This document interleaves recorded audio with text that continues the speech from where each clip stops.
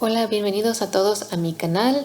En este video voy a enfocarme en practicar mi español sobre leyendo un libro que he estado leyendo. Y mis amigos dicen que mi voz suena un poco como relajante, entonces pues creo que la tema de este video va a ser como tipo de ASMR, pero a ver qué tal. Empecemos. La mejor posibilidad que tenía Noemi de hacerse con un coche residía en Francis. No creía que Florence fuese a ceder y Virgil, por su parte, estaba muy enfadado tras su conversación del día anterior. Noemi recordó lo que había dicho Virgil sobre los hombres hacían lo que a ella le venía en gana. Le molestaba que pensaba así de ella. Quería gustar a la gente. Quizá eso explicaba las interminables fiestas, las risas cristalinas, ella, el pelo bien peinado, la sonrisa ensayada. Noemi pensaba que los hombres como su padre podían ser muy duros, mientras los hombres como Virgil podían ser fríos. Sin embargo, una mujer que no gusta era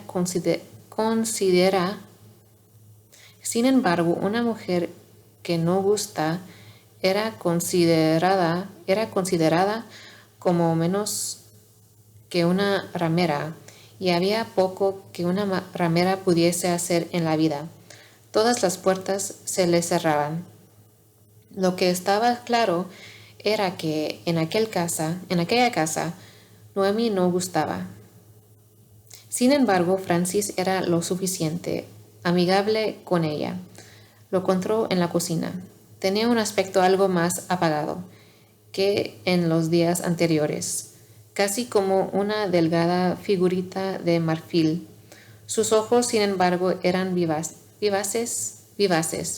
Francis esbozó una sonrisa al verla. Cuando sonría no parecía tan feo, no tan atractivo como su primo, aunque claro, Noemi pensó que pocos hombres podían competir en atractivo con Virgil. Sin duda era aquello lo que había atrapado a Catalina, aquella cara bonita. Quizá el aire de misterio que lo rodeaba había conseguido que Catalina dejase de usar su raciocinio. Catalina dejase de usar su raciocinio. Pobreza refinada, había dicho el padre de Noemi. Eso era lo que Virgil podía ofrecerse. Además de, visto lo visto, un caserón viejo y lleno de desperfectos en el que las pesadillas estaban aseguradas. Dios, que lejos de allí parecía estar la ciudad. Quería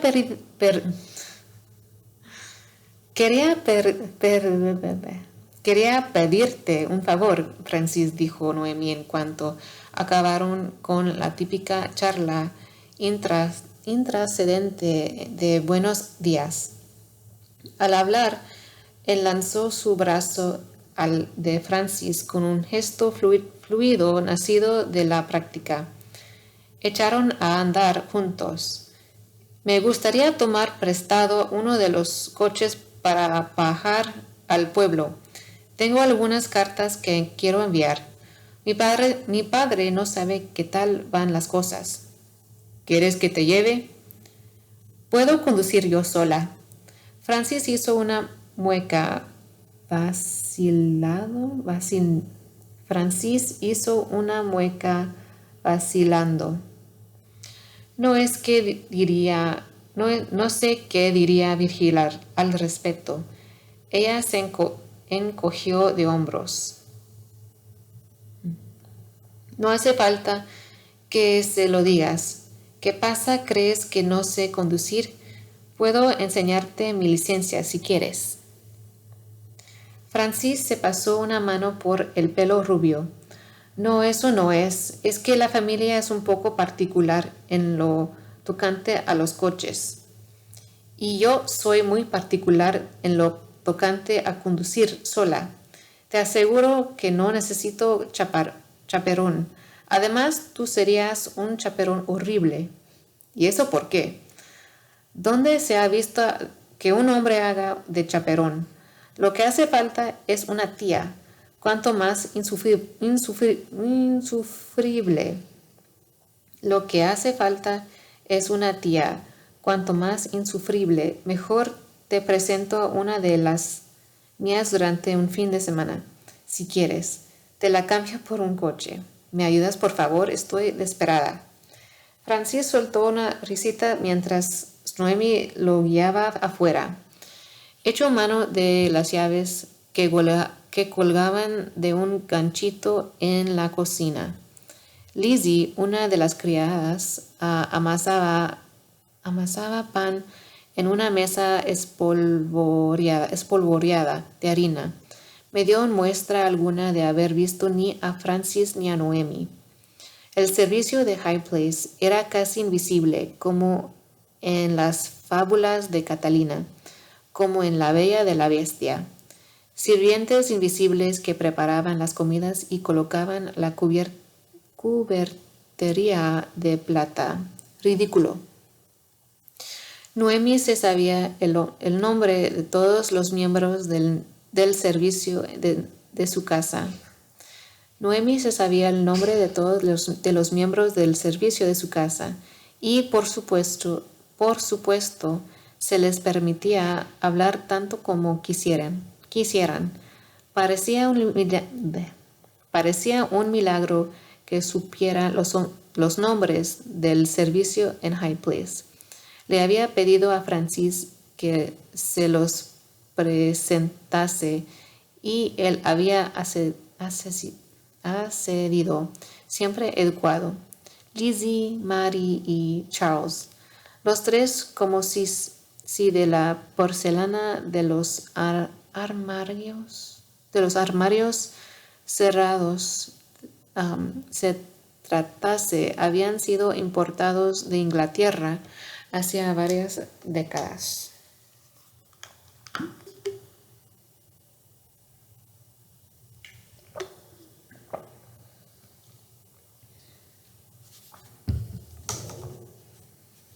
Los dos se acercaron al garaje. Francis le tendió las llaves. ¿Seguro que no te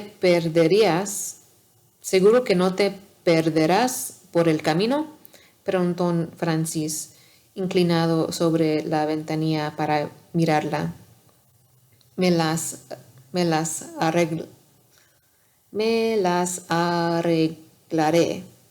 arreglaré. Lo cual era cierto. No es que hubiese mucha posibilidad de perderse. La carretera tenía dos direcciones, montaña arriba y montaña abajo. Noemi fue montaña abajo, en dirección al pueblito. La travesía al relajó bajo la ventanilla para disfrutar del fresco aire de la montaña. Una vez se alejaba una de la casa, pensó aquel lugar no era tan malo. Lo que desfiguraba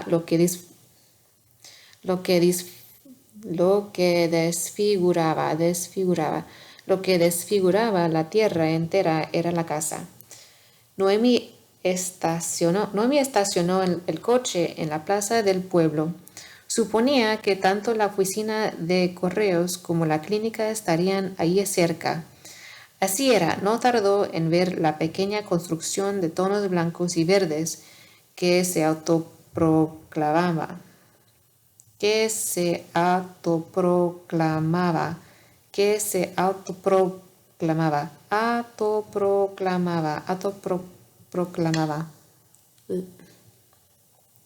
Unidad médica.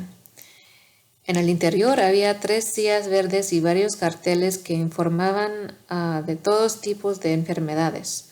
Había un mostrador de recepción, pero estaba vacío. También había una puerta cerrada con una plaquita que anunciaba el nombre del doctor en letras grandes Julio Eusebio Camarillo decía.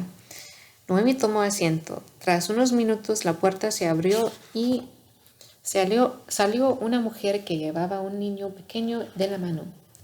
A continuación el doctor asomó la cabeza por el dintel y asintió en dirección a Noemi.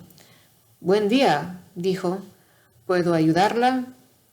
Soy Noemi Taboada, dijo ella. ¿Es usted el doctor Camarillo?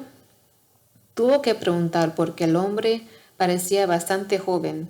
Tenía un tono de piel muy oscuro, llevaba el pelo corto y la raya en medio, así como un bigote que no le confería ni un año de más, sino que más bien le daba un aspecto algo ridículo, de niño que juega a ser médico. Tampoco llevaba bata blanca, solo un suéter de tonalidades marrones. Soy yo, dijo. Entré. En el interior del despacho, Noemi vio que en la pared tras su escritorio colgaba un certificado de la UNAM con el nombre del doctor escrito en letra elegante. También había un armario con las puertas abiertas y lleno de pastillas, hisopos de algodón y botellitas. En una esquina descansaba un agave dentro de una maceta amarilla. El doctor se sentó tras el escritorio. Noemi tomó asiento en una silla de plásticos y jugó con las tres del vestíbulo. Creo que no nos conocemos, dijo el doctor Camarillo. No, soy de por aquí. No soy de por aquí, contestó ella. Se puso el bolso en el regazo y se inclinó hacia adelante. He venido a ver mi prima. Está enferma. He pensado que quizá podría usted echarle un vistazo. Tiene tuberculosis. ¿Tuberculosis en el Triunfo? Preguntó el doctor en un tono de voz asombrado. No he oído nada al respecto. No exactamente en el Triunfo. Está en Hyde Place. La casa de los Doyles, dijo él, con un tono de voz entrecortado. ¿Es usted pariente? No, bueno, sí, política. Virgil Doyle está casado con mi prima, Catalina. Esperaba que pudiera usted subir a examinarla. El joven doctor pareció algo confundido. Pero ¿no se encarga ya el doctor Cummins? Es el médico de los Doyle. Creo que me gustaría tener una segunda opinión, dijo Noemi. A continuación le explicó el extraño comportamiento de Catalina, así como sus sospechas de que podía necesitar atención psiquiátrica. El doctor Camarillo la escuchó con paciencia. Una vez Noemi hubo terminado, el doctor jugueteó con un lápiz entre los dedos.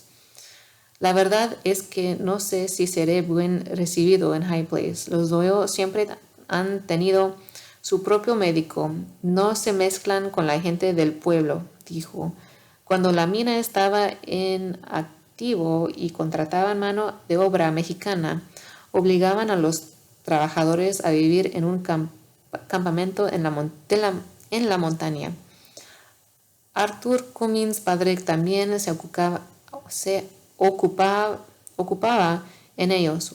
Hubo varias epidemias cuando se abrió la mina, ¿sabe?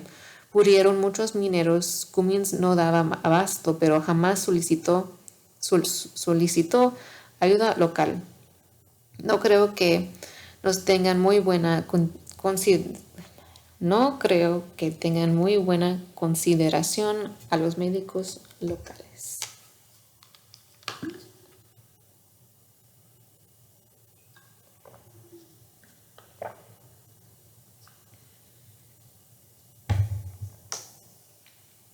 ¿Y de qué fue esa epidemia? El doctor golpeteó 3 veces con la goma de lápiz sobre el escritorio. No se sabe con exactitud. Fiebre alta, un asunto complicado. La gente empezaba a decir cosas extrañas. Montaban en... se ponían agresivos, tenían convulsiones y llegaban incluso a atacarse unos a otros.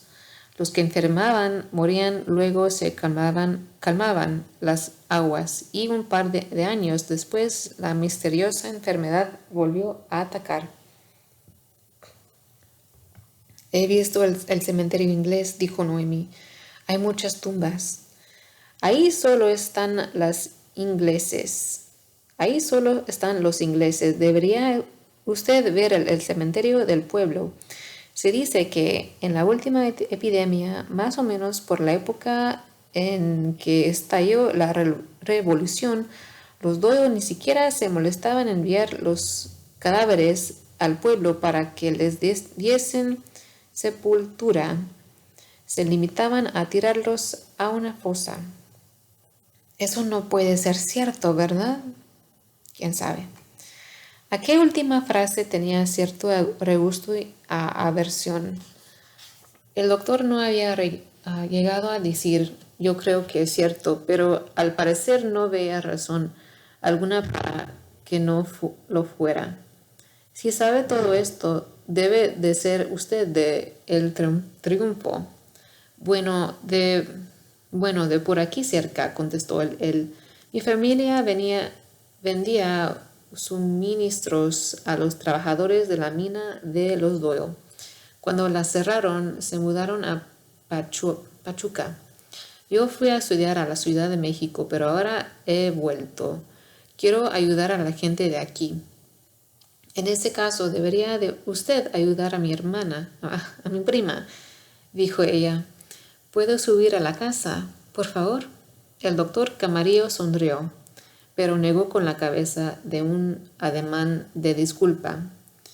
Ya sé lo que he hecho, señorita. Si lo hago, tendré problemas con Cummins y con los Doyle. Pero, ¿por qué van a hacerle? ¿Pero qué van a hacerle? ¿No es usted el médico del pueblo? La clínica es pública, es el gobierno quien paga las vendas, el alcohol para las friegas, las gasas. Pero el Triunfo es un sitio pequeño con mucha necesidad. La mayor parte de la gente se dedica al pastoreo de cabras. Cuando los españoles operaban la mina, la gente del pueblo se ganaba la vida vendiendo cebo para los mineros. Ahora ya no es así. Hay una iglesia y un sacerdote muy amable que hacer colectas para los más pobres. Supongo que los Doyle donan dinero a esas colectas y que ese sacerdote es amigo de usted, dijo Noemi. Es Cummins que realiza los donativos. Los Doyle no se molestan en bajar, pero da igual, el dinero viene de ellos y todo el mundo lo sabe. Noemi creía que a los Doyle no les quedaba mucho dinero. La mina llevaba cerrada más de 3 décadas. Sin embargo, sus cuentas debían de tener aún alguna modesta cantidad. Y en un sitio aislado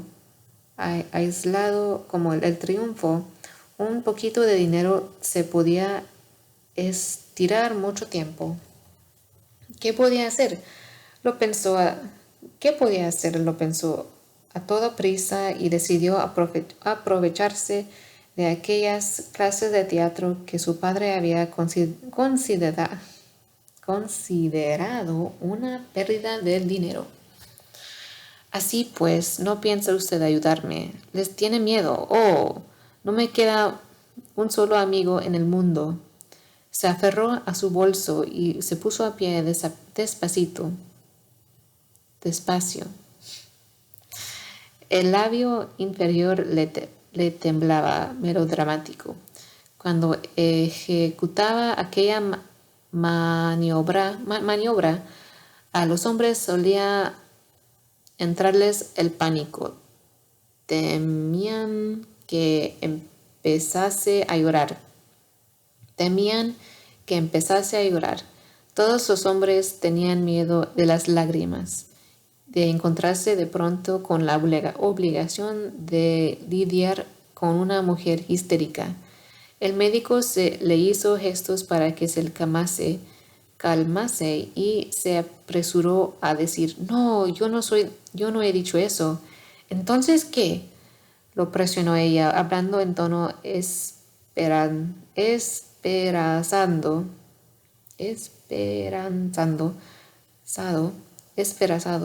y con las más embrujadora de las sonrisas, la que usaba cuando quería convencer a una policía de que no tenía que ponerle una multa por exceso de velocidad.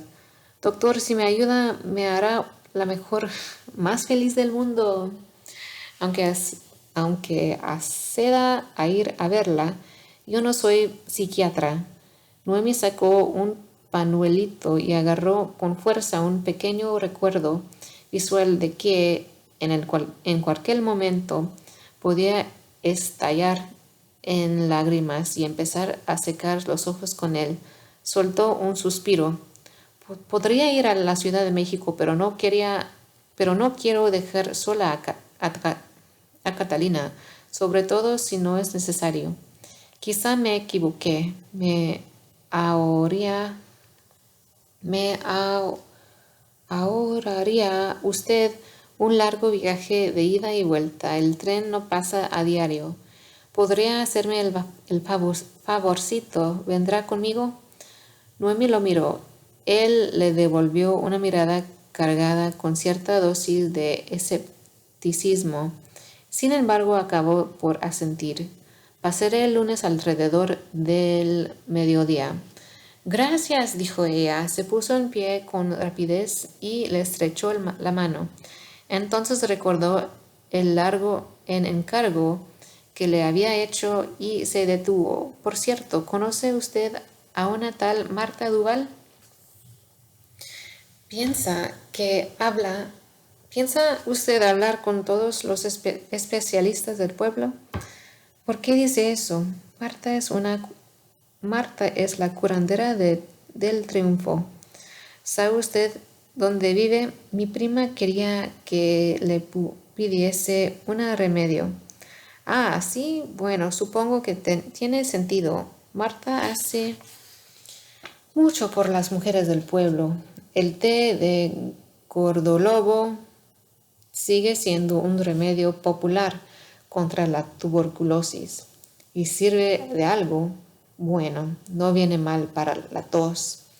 El doctor Camarillo se inclinó sobre el escritorio y dibujó un mapa en su cuadernito.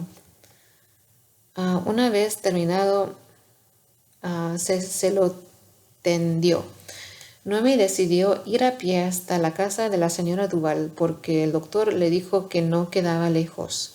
Resultó ser muy buena idea. El camino que llevaba hasta la casa era irregular y no le habría venido bien al coche.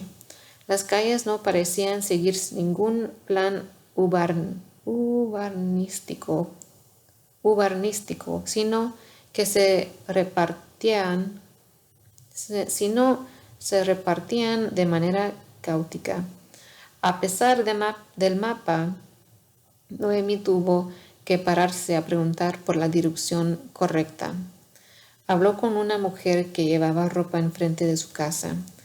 Refregaba una y otra vez una camisa contra una tabla de lavar muy baqueteada.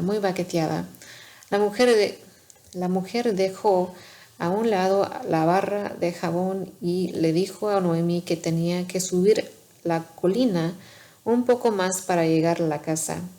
Cuanto más se alejaba de la plaza del pueblo y de la iglesia, más patente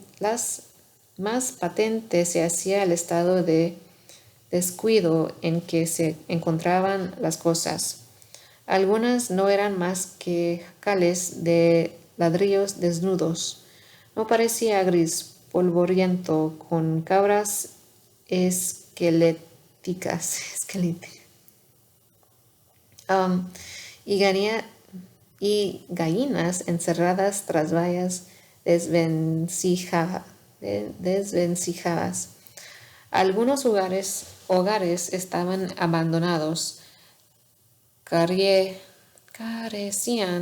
de puertas y de ventanas. Noemi supuso que los vecinos se habrían llevado toda la madera, cristal y demás materiales útiles que pudieron encontrar. Cuando recorrieron el pueblo en coche, Francis debió de pasar por los caminos mejor conservados y aún así la decadencia del pueblo le había quedado patente a Noemi. La casa de la curandera era pequeña, resultaba porque estaba pintada en blanco y parecía mejor cuidada.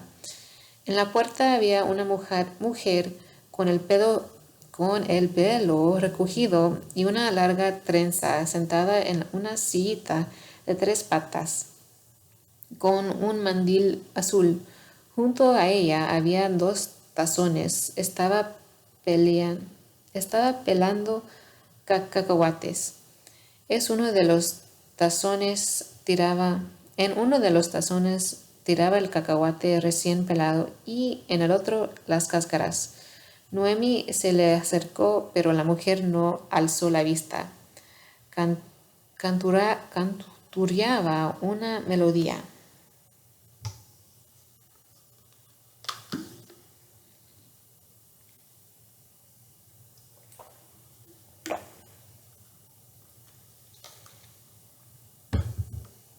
Disculpe, dijo Noemi, busco a Marta Duval. El canturero cesó. ¿Qué es eso? El canturero cesó. Tiene usted los zapatos más bonitos que he visto en mi vida, dijo la anciana. Noemi contempló el par de zapatos negros de tacón que llevaba. Gracias. Por aquí no viene mucha gente con zapatos así de bonitos. La mujer abrió otro cacahuate y lo echó al tazón. A continuación se puso de pie. Soy Marta, dijo. Miró a Noemi con ojos nebulosos, cubiertos por las cataratas. Marta entró en la casa con un tazón en cada mano. Noemi fue tras de ella. Entraron en una pequeña cocina que hacía las veces de comedor. En una pared había una imagen de Sagrado Corazón de Jesús y una estantería con figuritas de plástico de santos, velas y bailes llenos de hierbas.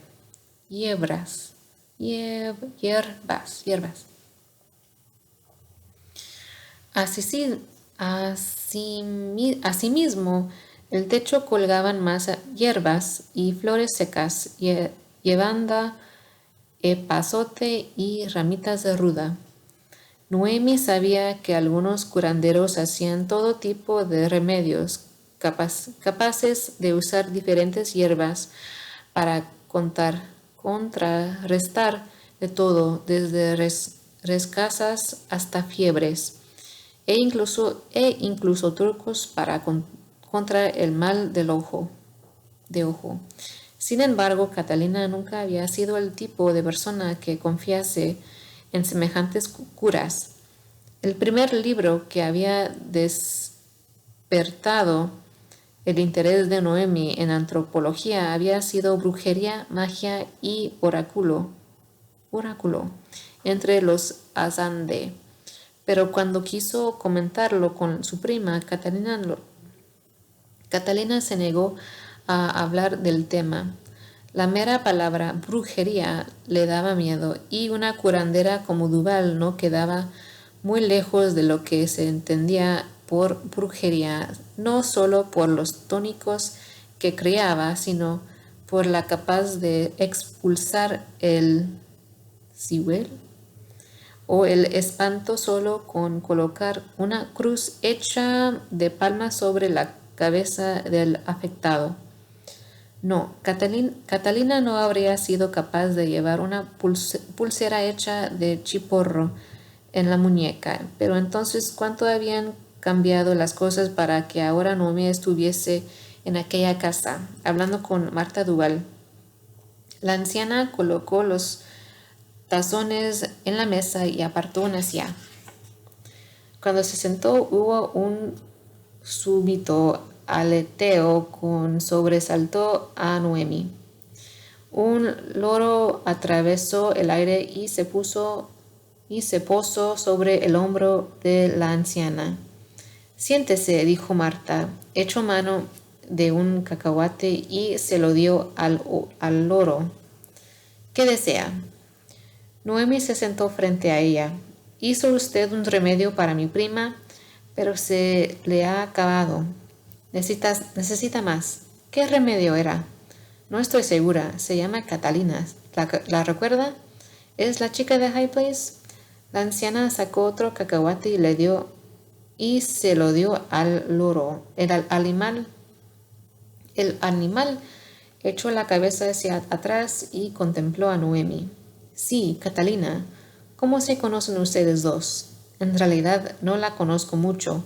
Su prima solía venir a la iglesia de vez en cuando. Alguien ahí le debe de haber comentado acerca de mí, porque vino a verme y me dijo que necesitaba algo que la ayudase a dormir. Me vistió un par de veces. La última vez que la vi estaba alterada, pero no quiso comentarme qué problema tenía. Me pidió que enviase una carta de su parte a alguien en la Ciudad de México. ¿Por qué no la envió ella misma? No lo sé, dijo la anciana.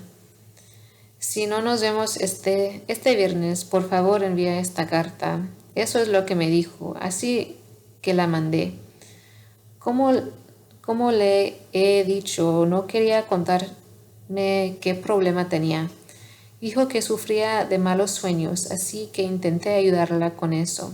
Malos sueños, pensó Noemi, y se acordó de la pesadilla que ella misma había tenido. En una casa como aquella no era difícil tener malos sueños. Colocó ambas manos encima de su bolso. Bueno, sea, lo que le dio usted debió de funcionar, porque quiere más. Más, dijo la anciana, suspiró. Ya le dije que la chica no ningún tipo de té puede ser que se sienta mejor, al menos que no durante mucho tiempo. ¿A qué se refiere? Esa familia está maldita. La mujer rascó la cabeza del loro. El animal cerró los ojos. ¿No ha oído usted las historias? He oído que hubo una epidemia, dijo Noemi con preocupación. Se preguntaba si eso era a lo que se refería. Si hubo mucha enfermedad, pero no fue lo único. La señorita Ruth los mató a tiros. ¿Quién es la señorita Ruth? Es una historia que conocida por este lugar. Se la puedo contar, pero ¿no le costaría algo de dinero? ¿Es usted toda una mercenaria? Ya voy a pegarle por la medicina. Una tiene que comer. Además, es una buena historia y nadie la conoce tan bien como yo. Así que es usted curandera y cuenta cuentos. Sé lo que he dicho, señorita, que tiene que comer, dijo la anciana, y se encogió de hombros. Está bien, pagaré por su historia. ¿Tiene usted cenicero? Preguntó tras sacar los cigarrillos y el encendedor. Marta trajo un tazón de peltre y lo depositó ante Noemi. Ella se echó hacia adelante, descansó ambos brazos en la mesa y se encendió un cigarrillo. Le ofreció le ofreció uno a la anciana. Marta tomó dos, con una sonrisa, pero con encendió ninguno, sino que los metió en el bolsillo de mandil. Quizá se lo fumaría luego, o quizá los vendería. ¿Por dónde empezar? Ah, sí, Ruth. Ruth era la hija del señor Doyle, la queridísima hija del señor Doyle. No le faltaba nada. Por aquel entonces los, por aquel entonces les sobraban los sirvientes. Siempre habían muchísimos sirvientes que no dejaban de pulir la plata y de hervir agua para hacer el té. La mayoría era gente del pueblo y vivían en la casa, aunque a veces bajaban por aquí para ir al mercado, así como para otros menesteres. Y hablaban, vaya si hablaban, y todas las cosas bonitas que había en High Place hablaban de la hermosa señorita Ruth. Iba a casarse con su primo, Michael, era su nombre. Habían pedido un vestido de París y peines de marfil para el pelo de Ruth. Sin embargo, una semana antes de la boda, Ruth agarró un rifle y mató a su madre, a su tía, a su tío y al novio. También le pegó un tiro a su padre, pero el viejo sobrevivió. Podría haberle disparado también a Virgil, su hermano pequeño, pero la señorita Florence se escondió con el bebé. O quizá Ruth se apiadó. Noemi no había visto una sola arma de fuego en la casa, pero por aquel entonces debían de haber tenido rifles.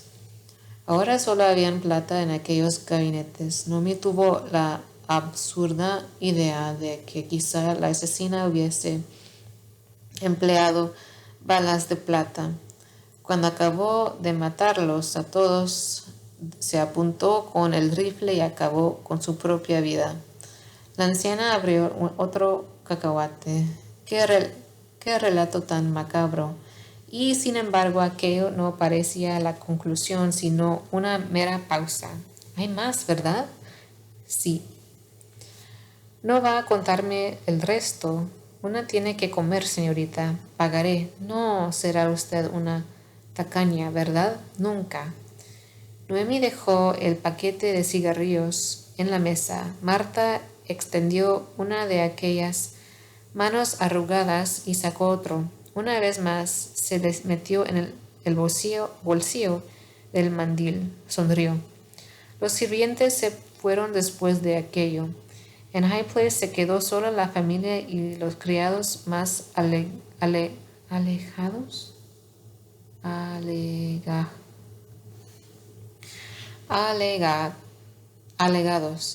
los que llevaban más tiempo en el servicio. Allí se quedaron muchos anteojos fiscones.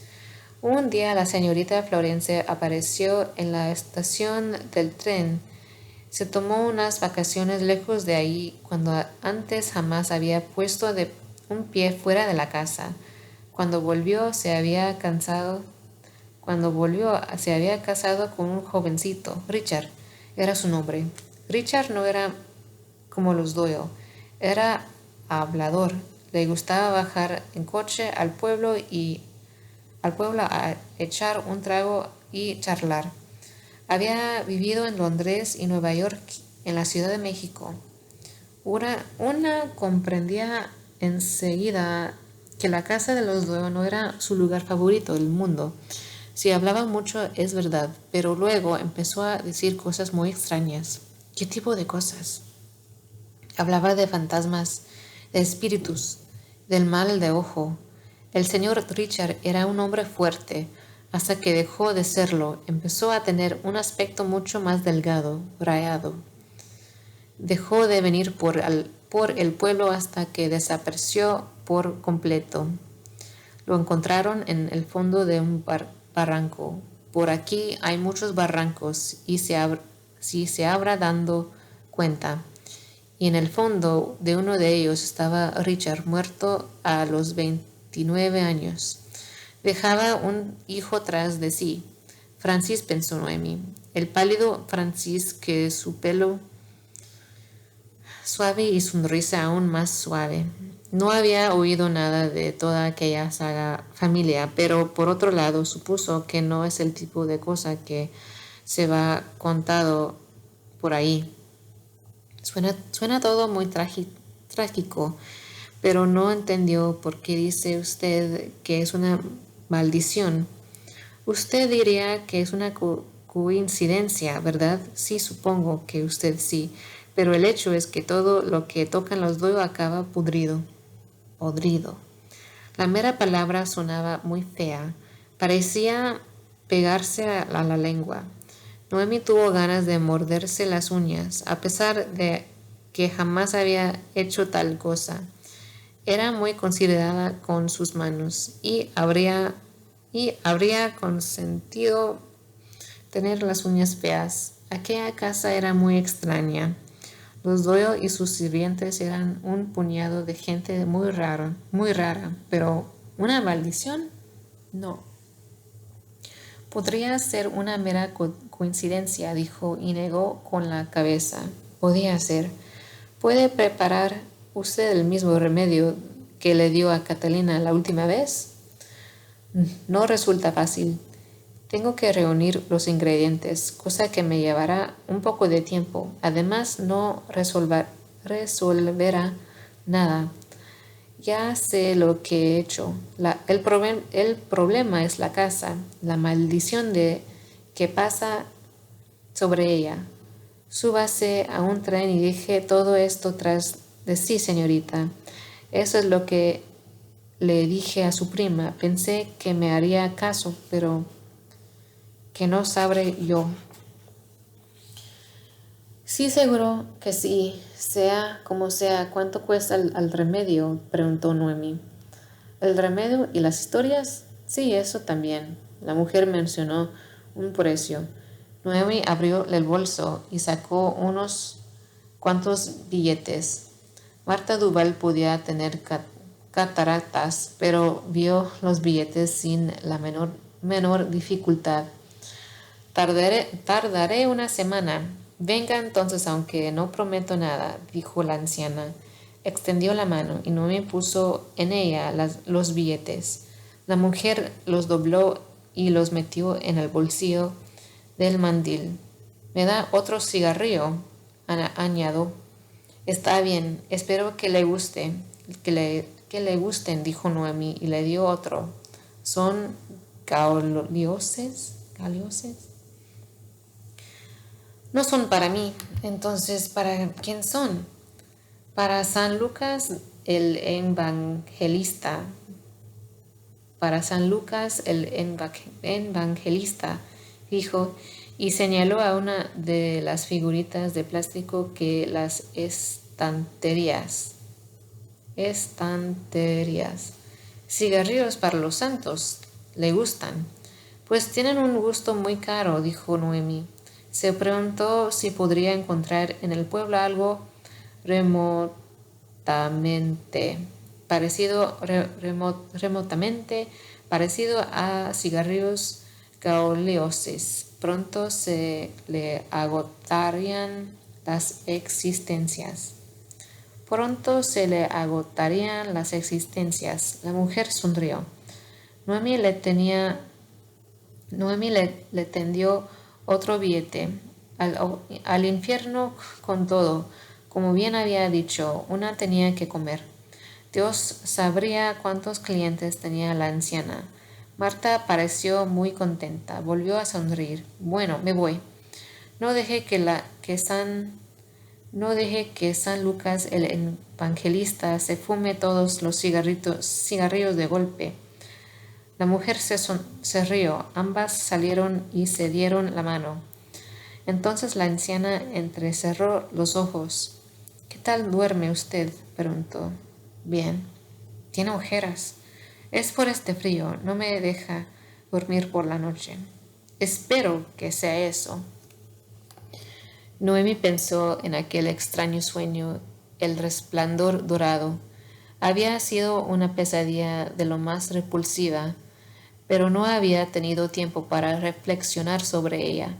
Tenía una amiga que siempre juraba en nombre de Jung, pero la verdad era que jamás había llegado a entender toda aquella historia de que los sueños eran en sí las personas que los soñaban. Tampoco se había interesado nunca por la interpretación de los sueños. En aquel momento recordó una cita de concreto de Jung.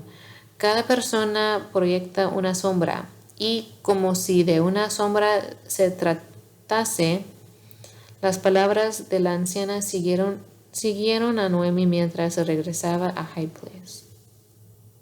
Bueno, ya es todo. Gracias por escuchar. Hasta luego.